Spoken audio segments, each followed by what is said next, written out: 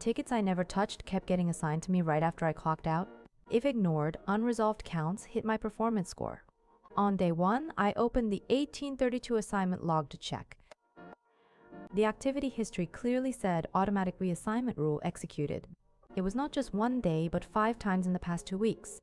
Every time, it happened within 10 minutes after my 18 nows checkout. So I checked the team setting for default assignee when no one is available. My name was fixed as the first priority.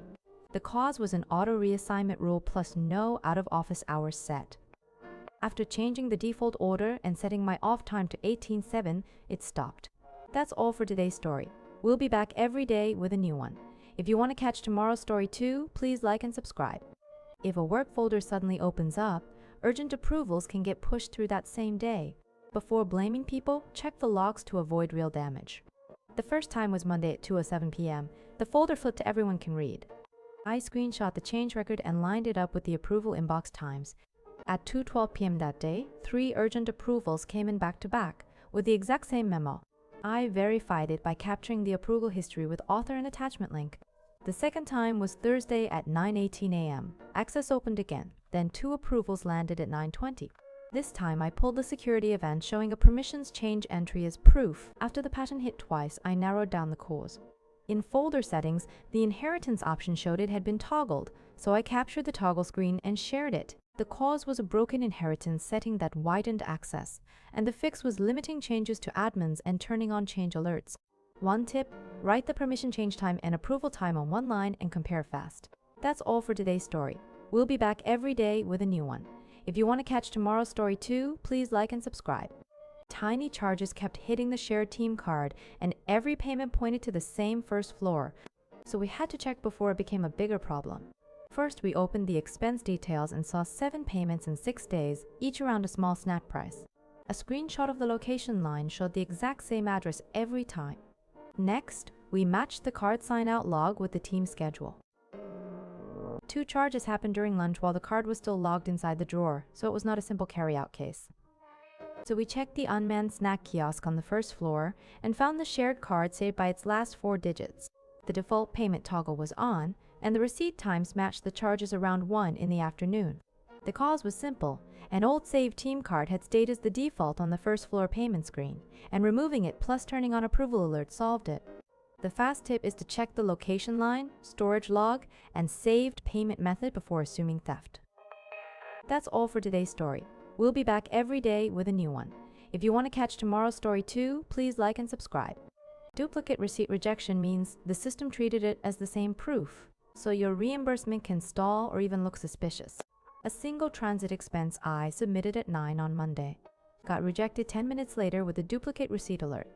First, I reopened the submission list and checked the date and amount. There was only 1 entry that day, and only 1 image was attached. So I opened the processing log and saw the match key was the receipt number. Both the old value and the new value ended with the same serial digits. Then I checked the notice board and found last week's update. The store prefix was removed, and the system now saved only the last 4 digits after the date. In the end, the rejection happened because the numbering format changed, but the duplicate check rule did not. I resubmitted with the log capture and the notice line, and next time I will check the match key before the warning text. That's all for today's story. We'll be back every day with a new one. If you want to catch tomorrow's story too, please like and subscribe. When each travel claim is off by 501, it looks tiny at first, but approvals stall fast, so we checked the calculation rule before blaming the amount. At first we suspected the receipts, so at 9 in the morning we matched card alerts against each row. All 3 foreign amounts were identical, and only the converted 1 value moved by 500. Next we checked the exchange date and captured the header rule and the rate sheet. Both files used the trip end date, and the rate matched all the way to the 4th decimal place.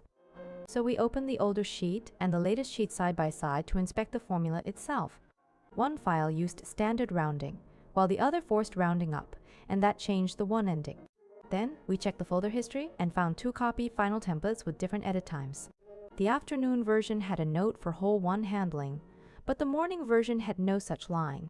In the end, the cause was not the exchange rate but different rounding rules across file versions, so we unified 1 template, locked the formula, and fixed the naming. A quick tip is to click 1 converted 1 cell before submitting and check the formula first. That's all for today's story. We'll be back every day with a new one. If you want to catch tomorrow's story too, please like and subscribe.